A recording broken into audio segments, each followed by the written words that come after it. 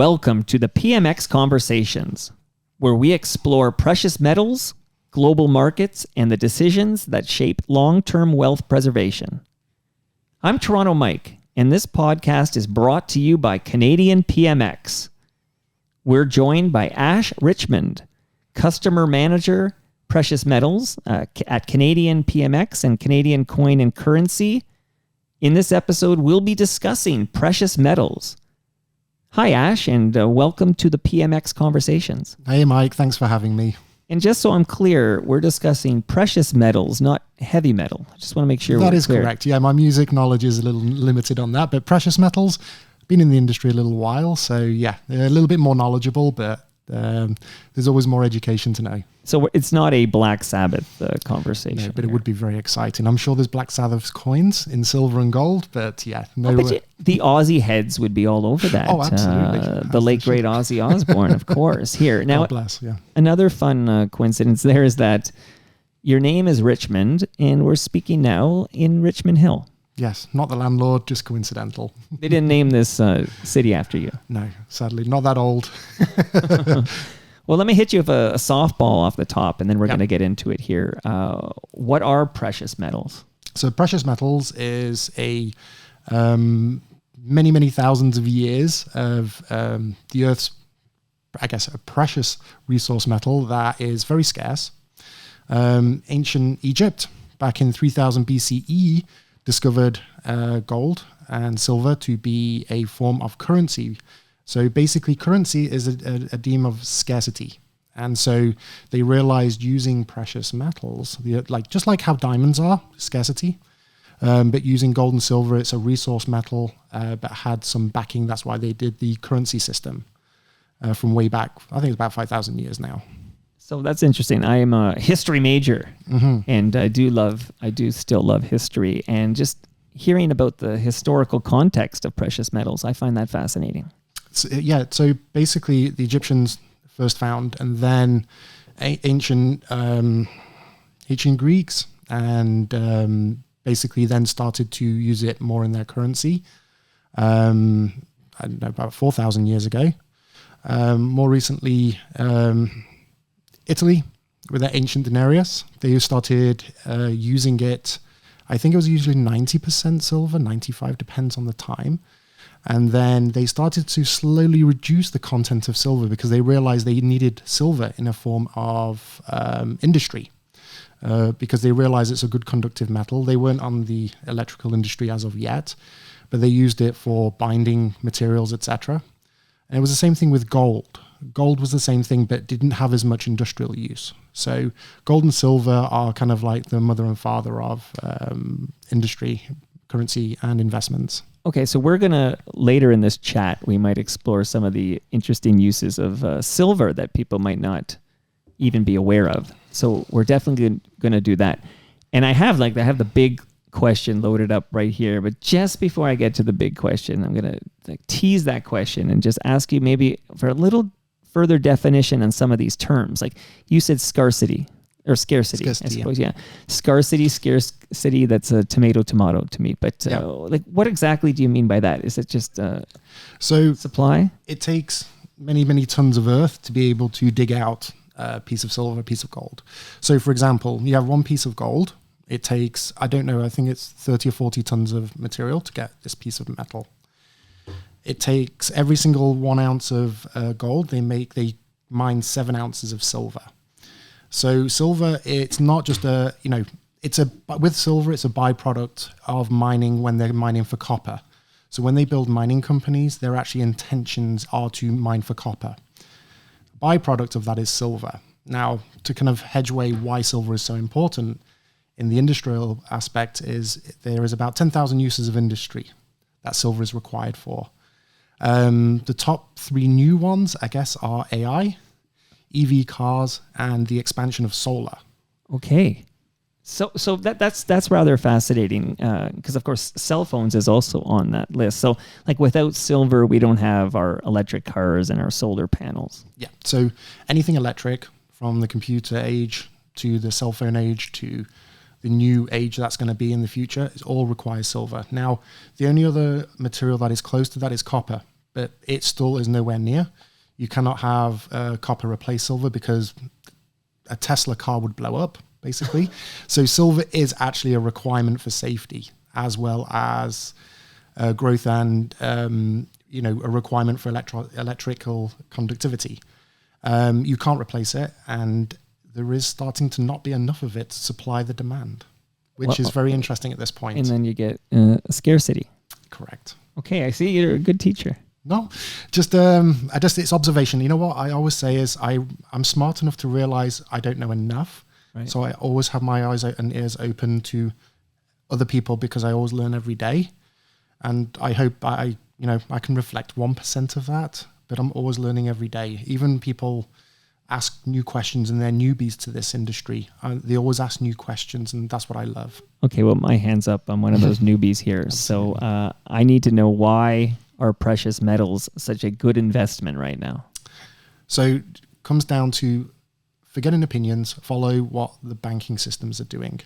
You've got major hedge funds, sovereignty wealth corporations. You've got countries right now are literally buying as much as they physically can. So the news has been making that you've got China right now. China and India are hoarding as much silver as physically possible. China in the new year, 2026, stated that they're only importing and not exporting precious metals. So you've got Mexico, who's the largest provider or mining of silver in the world, then China, then Peru. Right now, you've got Tesla and all these big conglomerates flying out, and also Samsung, who wants to do their EV battery, flying to Mexico because they're actually trying to make deals with the Mexican mining corporations. A lot of them are loyal to China. Some of them will be able to be got at, but at the end of the day, the consumer gets the last drips and drabs of it. So you've got people with tens and hundreds of billions of dollars buying all the strategic precious metals for future demand. That's fascinating context there. It is, companies and countries and sovereignty wealth corporations are always buying each year, but they're realizing the scope of the AI, the solar, and the EV world, this green effect that's going to be happening. Statistically, they're saying by 2030, there is going to be nowhere near enough. And at the end of this year, a lot of the banks which sell their derivatives, the paper stock basically, they've got to come up with the physical to cover that. And unfortunately, they're not going to be able to, sadly. Okay, well, that explains why there's been such a rush to invest in precious metals. Yeah. It's not only that, we're seeing that a true value is starting to come into place. So every 1 ounce of gold, there is 7 ounces of silver mined. So in retrospect, we can't ever realistically expect what's the price of gold divided by 7. That should be the true value of silver. Because the world's economy works, 50% of it is worked on derivatives. So we can't expect that. But for a good portion of about 3,000 years, it was always between 15 to 16 to 1. And that's what people think realistically that should be a statistic that we should be getting back to. Right now, we're at 60 to 70 to 1. Okay, so we're talking quite a bit about silver, but just to go back to gold for a moment here, why did gold rise so much from the 1970s? So what happened was basically Nixon took it off the gold standard in 1971. So that means that the the US dollar then wasn't backed by gold. So it kind of had free reins to rise because it was suppressing it down. So Bretton Woods back in the late 20s, and then what we had is the early 30s, which was the economical meltdown. Gold was basically treated as a safe haven for the banks, and they made it illegal for the consumer to own, so people had to hand it in 1933. Then they doubled the value nearly a year afterwards. Anyway, moving forward, then up until 1970, then 1971 it came about. They realized that we don't need to back gold. We have the technology to do a thing called fiat currency. So we can create money out of essentially thin air, not being backed by anything. Just maybe hopes and dreams, but it worked. But unfortunately, there's always a timeline for that. And now we're seeing 55 years later, whatever the number is, We're seeing that is starting to break. Companies have less faith in the fiat currency. Having a lot of countries now, and that's why we have the implementation of the BRICS nation, starting in 2010. So you got China, India, South Africa, Brazil.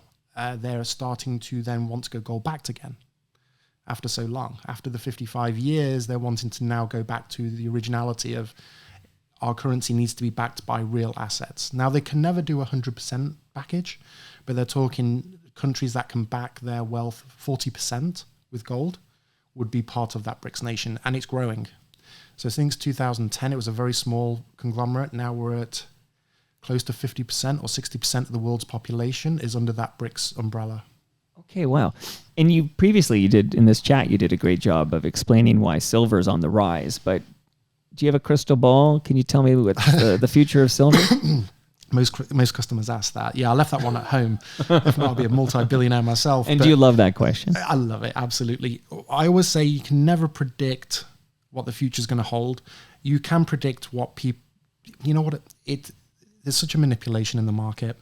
But if you've got multi-billionaire banks, corporations, sovereignty wealth, and countries buying into it, that's kind of a telltale sign of a prediction there. I don't know the number.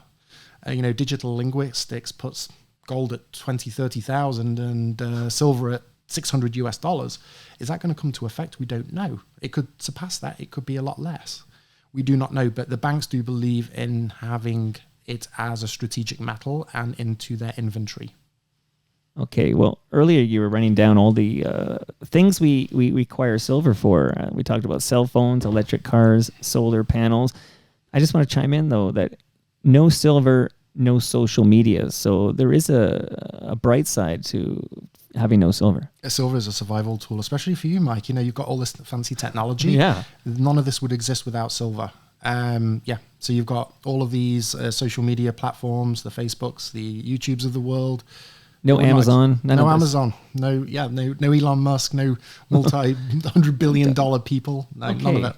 Well, listen, we'd be just candlesticks and bread and soup for dinner, just like the good old days. There's some appealing element to that, but honestly, maybe short term, maybe for a long weekend, not forever.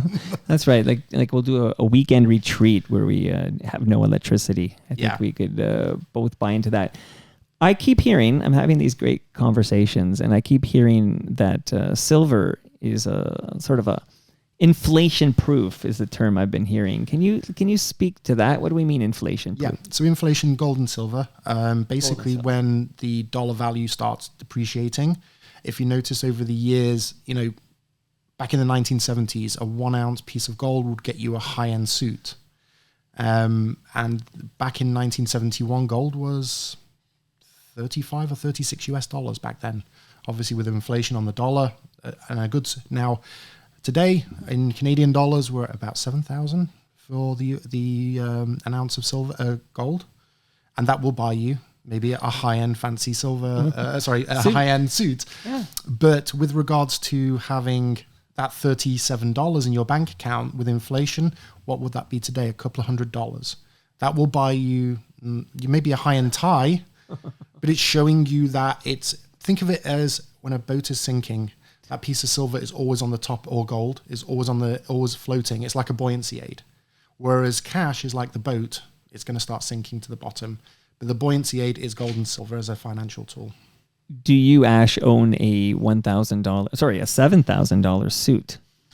I wish I did. I need to know. You know what? If having all the money in the world, I would literally put it into investments and then make that investment work for me. Any rewards off that investment, I'll buy myself a $3,000 suit because I probably wouldn't notice the difference. Okay, I don't think I own a suit at this point in my life. I don't know what that says about me. It says you're very successful. Because you don't need to. Well, we've got someone who wears a suit that looks smart, but when you're working on your own time, you don't need to because you're behind the camera. And I'm a big fan of Richard Branson, and he said he always wears sweaters. Okay, so, I always think of Steve Jobs. He would be up there in like a turtleneck and jeans. Exactly. I think it's inspiring actually in some ways, but it's also nice to look smart as well. Of course. And I do believe they were $7,000 turtlenecks. $7,000 turtlenecks that Steve Jobs would be wearing. Oh, yeah. Well, that's nothing to him. It's like a 2-second wage, right? Must be nice. Ash, is it true that there's less precious metal available now for the public because governments and industries are taking the majority? Is that true? There's going to be less available. There's a shortage, not right now. In the future, with the demand that's going on, it's only about a matter of time and math where, you can go and get 100 ounces of silver or 10 ounces of gold. Might look like 5 ounces of silver and a tenth of gold. We don't know where it's going to go. We know that there is more demand than supply. And if that continues on, and especially with the insane growth in the green effect, needing silver, and the BRICS nation going to be hoarding as much gold as possible, it's essentially going to be short. Just a matter of when and how much. No one knows the answer to. Okay, so we talked a lot about silver in this conversation. We talked a little bit about gold, and as far as I'm concerned, Ash, this conversation was gold. Oh, God bless you. I love silver, but I'll take gold all day long. Thank you. Well, thank you for joining us and sharing your insights today, Ash. Really appreciate your time, Mike. Thank you. Well, we appreciate your expertise and your perspective. To learn more about Canadian PMX, visit canadianpmx.com. You can also follow Canadian PMX on social media for market updates, announcements, and future episode releases. I'm Toronto Mike, and I'll see you in the next episode of the PMX Conversations. Thanks for listening.